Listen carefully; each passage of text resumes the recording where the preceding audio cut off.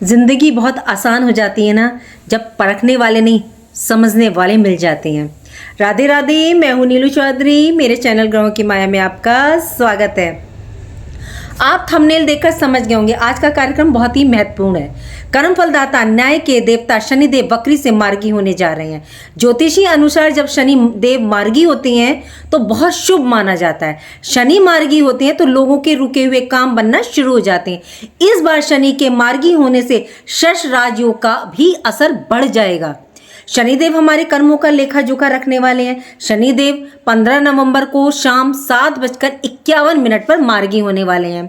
शनि मार्गी होंगे तो आपकी लाइफ जीवन में क्या क्या फल रिजल्ट लेकर के आएंगे, आपकी लाइफ जीवन पर ये क्या इफेक्ट प्रभाव डालेंगे, पॉजिटिव या नेगेटिव। साढ़े सती के प्रथम चरण में मीन राशि को शनि के मार्गी होने से क्या लाभ की प्राप्ति होगी या परेशानियां इनकी जारी रहेगी, चलिए जानते हैं। देखिए, जब कोई ग्रह वक्री होता है तो वो चीजों को ना डिले करता है। वक्री होने के पीछे कई सिद्धांत लॉजिक होते हैं। जैसे अगर शुभ ग्रह वक्री होता है तो वो शुभता में वृद्धि करता है, कोई पाप ग्रह होता है तो वो पाप कृत्य में वृद्धि करता है, कोई क्रूर ग्रह वक्री होता है तो क्रूरता में। इसी तरह चेष्टा बल भी वक्री ग्रह को प्राप्त हो जाता है। लेकिन वास्तविकता ये है कि जब ग्रह वक्री होता है तो कार्यों में चीजों में मतलब वो डिले करता है, कार्यों की गति धीमी हो जाती है। शनिदेव काफी टाइम से ये ही कर रहे हैं। जब कोई ग्रह वक्र गति से मार्गी होता है तो उसके बाद वह अतिचारी गति अपना लेता है, मतलब अब ये आपको काफी तेजी से रिजल्ट प्रदान करेंगे। शनिदेव जो कि आपके लाभ भाव, एकादश और व्यय 12th हाउस के स्वामी होकर वक्री हैं और आप पर साढ़े सती का प्रथम चरण आप पर गतिमान है, तो शनि का वक्री मार्गी होना आपके लिए खास प्रभावों को दिखाता है। शनि कर्म फलदाता है। काल पुरुष की कुंडली में शनि 10th हाउस और 11th हाउस के स्वामी होते हैं।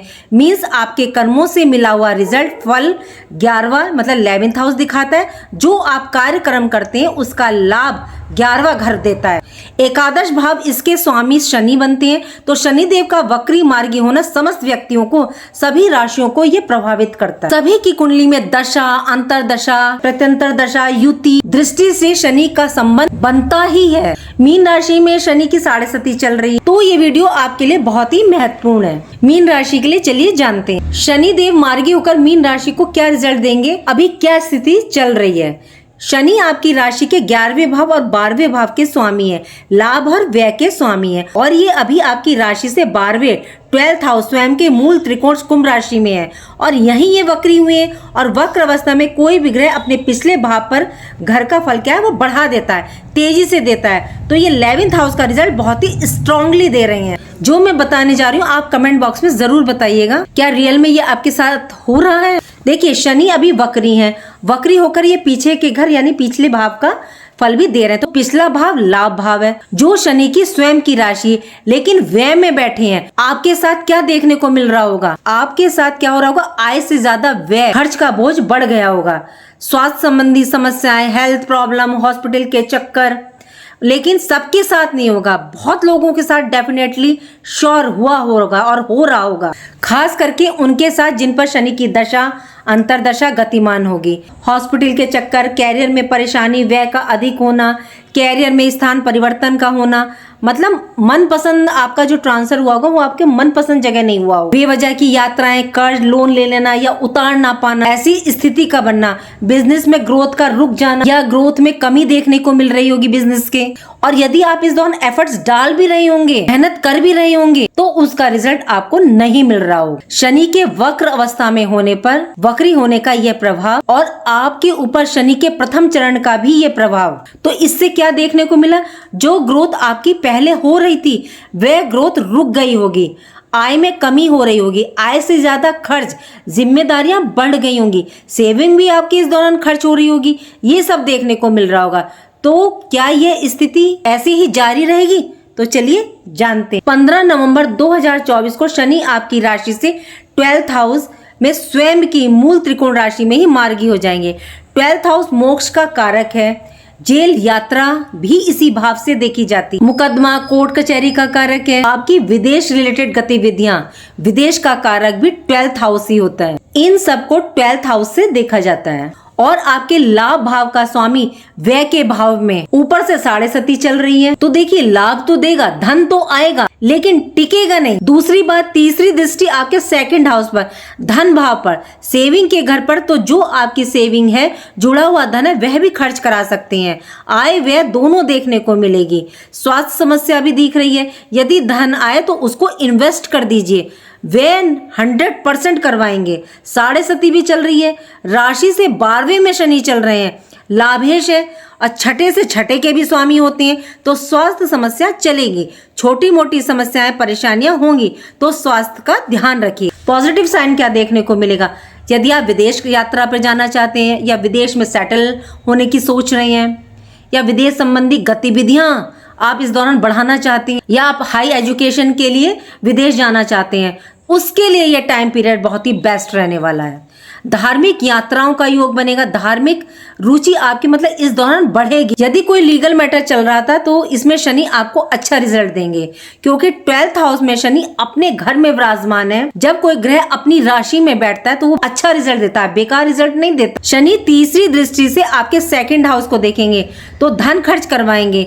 यहाँ आप ध्यान दीजिएगा, कुल कुटुंब पारिवारिक रिश्तों में अनबन ना हो, प्रभावित ना हो, तो यहाँ पर आपको थोड़ा सा ध्यान रख करके चलना है। थोड़ा सा इस दौरान वाणी पर भी थोड़ा नियंत्रण रख करके चलिएगा। 6th हाउस को शनि 7वीं दृष्टि से देखेंगे। शनि जो लाभेश है वो कर्ज के भाव को देख रहे हैं, वे भाव में विराजमान है, तो कर्ज की स्थिति बन सकती है।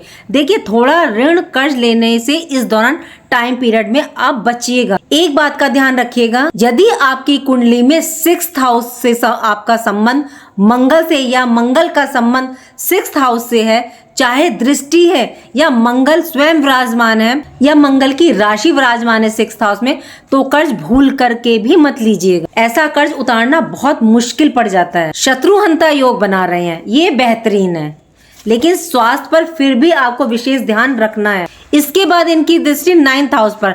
9th हाउस पिता का, धर्म का, अचीवमेंट, हाई एजुकेशन, भाग्य का होता है, तो पिता के स्वास्थ्य का ध्यान रखिएगा, क्योंकि 12th हाउस में बैठकर 9th हाउस पर दृष्टि डालेंगे तो 12वां भाव हॉस्पिटल का, तो अपना और पिता का ध्यान रखना है। पिता से इस दौरान अनबन, वाद विवाद करने से बचिएगा। धार्मिक गतिविधियों से जुड़कर रहिएगा। जितना आप धर्म से जुड़ेंगे उतना रिजल्ट आपको बेहतरीन मिलेगा। क्यों? क्योंकि 12th हाउस मोक्ष के घर में बैठा ग्रह, वो भी शनि ग्रह 9th हाउस को देख रहे हैं, उतना रिजल्ट अच्छा देखने को मिलेगा। धर्म से जुड़ कर रहें, अच्छे कार्य करें, अपने कर्मों को अच्छा रखिएगा, गलत एक्टिविटी से दूर रहिएगा, तो शनि आपको फुल सपोर्ट करेंगे। भाग्य का आपको फुल सपोर्ट इस दौरान देखने को मिलेगा और मिलता दिख भी रहा है। ये स्थिति रहेगी साढ़े सती के प्रथम चरण में 29 मार्च 2025 तक। खासकर धन संबंधी मामलों से रिलेटेड, धन को, पैसों को बचाएं, उसको सेव करें। आएगा तो धन आने के लिए शनिदेव मना नहीं कर रहे हैं, लेकिन व्यय भी होता दिख रहा है, क्योंकि व्यय भाव में मार्गी हुए हैं, तो उतना ही तेजी से व्यय होता भी दिख रहा है। तो इसलिए आप थोड़ा सा प्लानिंग करके चलिएगा, इन्वेस्ट करके चलिएगा, थोड़ा सा ध्यान रखिएगा। देखिए, उपाय तो आपको डेफिनेटली करना पड़ेगा। अब उपाय आपको क्या करना है, तो आप क्या, जो नीचे के तबके के लोग होते हैं उनकी सेवा कीजिएगा या उनको कुछ खाने पीने के लिए दीजिएगा। अनाथ आश्रम में, वृद्धा आश्रम में हेल्प कीजिएगा और हॉस्पिटल में जरूर सेवा कीजिएगा। इस दौरान पैसे किसी के नहीं मारिएगा, नशे से बच करके रहिएगा, अपने कर्म को सुधारिएगा और अपने कर्म पर फोकस रखिएगा। नशे से जरूर बच के रहिएगा इस दौरान। और शनि मंत्र का जाप कीजिएगा, कोई सा भी कीजिएगा। ओम शम शनिश्चराय कर लीजिए या नीलांजन समाभाषम रविपुत्रम यमागजम छाया मार्तंग शंभूतम तम नमामि शनिश्चरम का जाप कीजिए। इनके 10 नाम लीजिए। कौणस्ते पिंगलो भवरु कृष्ण रौद्रांत को यमे सौरी शनिश्चरो मंदे पीपला दिन संस्थित एतानि शनि नामानि जपे सन्निधौ शनिश्चर कथा पीड़ा न कदापि भवियति। ओम शम शनिश्चराय नमः। इनकी पत्नी का नाम जरूर लीजिएगा अगर इनके 10 नाम ले रहे हैं तो। 10 निधाव निचैव कंकाली कलह प्रियाकंड की कलही चतुरंगी मैस्य शनि नमानि पत्नी नामितानि सज्जन पवन दुखानि नाश्यतम सौभाग्यम वर्धते सुखम। जय शनिदेव। शनिवार के दिन संध्या समय पीपल पर दिया जरूर जलाएं। और एक मैं कहती हूँ ना, शिव है तो हर समस्या का समाधान है। शिव को उसमें तिल गुड़ शहद डाल करके जल अर्पित करें, वहां पे ही मंत्र जाप कर लीजिए। चाहे शनि का कीजिए, शिव का कीजिए, और फिर देखिए, और शिव के पास तो हर समस्या का समाधान, आपकी हर समस्या का समाधान हो जाएगा। बस अपने कर्मों को आपको सुधार के रखना है, तो शनि कुछ नहीं करने वाले, कोई डरने की जरूरत नहीं। और एक प्लीज अपनी हॉरोस्कोप को चेक कीजिए कि शनि की पोजीशन अच्छी है या नहीं, आपको रिजल्ट क्यों नहीं मिल रहा, प्लीज ये चेक जरूर कीजिएगा। उम्मीद करती हूँ कि जो जानकारी मैंने आपको दी वो आपको अच्छी लगी होगी, और अच्छी लगी को लाइक कीजिए, कमेंट बॉक्स में हर हर महादेव लिखिए और मेरे चैनल ग्रहों की माया को सब्सक्राइब कीजिए। राधे राधे, जय माँ बाबा।